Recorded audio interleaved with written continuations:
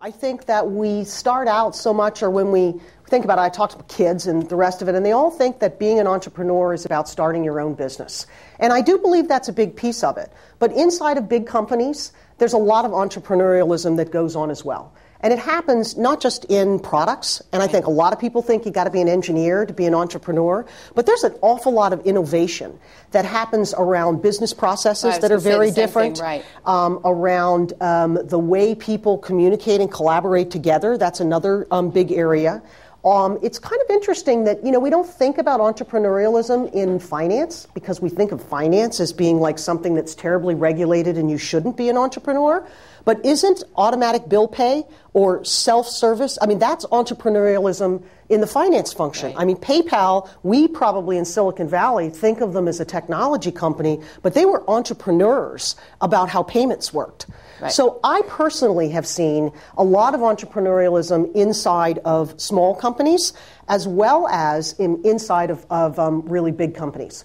A simple example I will use from the Oracle days was everybody thinks all the entrepreneurialism comes from products. Well, you get a lot of that concepts and a lot of new product ideas and innovation from your customers as well. And I personally would argue that if you listen to your customers, you'll find more opportunities for innovation from them combined with what you know and your new ideas, and that's part of the magic recipe for success.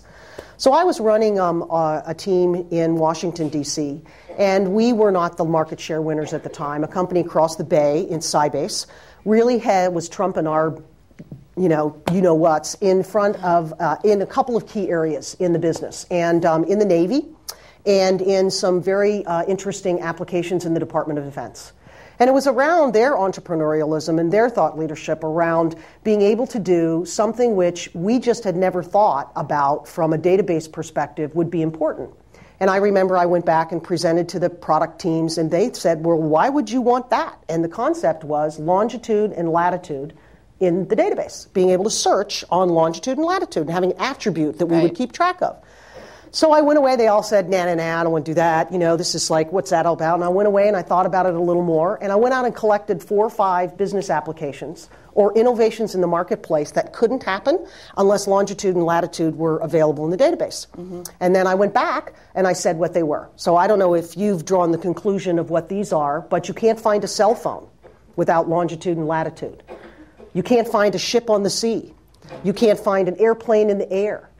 Today, you can't. So these were all applications that were technologies that were nascent at the time. We just had car phones, right? Right. And now when we think about the power of being able to pinpoint somebody, this is pre-Bluetooth, all that kind of stuff, all it took was getting the idea that longitude and latitude would be 2 very important intersection points for us to be able to track in a database. And when I look, or I can't tell you because I can't release things about Oracle, but when you think about all of the applications, all of the innovation, and all of the technology, and the way we use products and services today that have been enabled by something as simple as having satellites that can pinpoint longitude and latitude with devices on the face of the earth, it's pretty remarkable. Yeah, absolutely.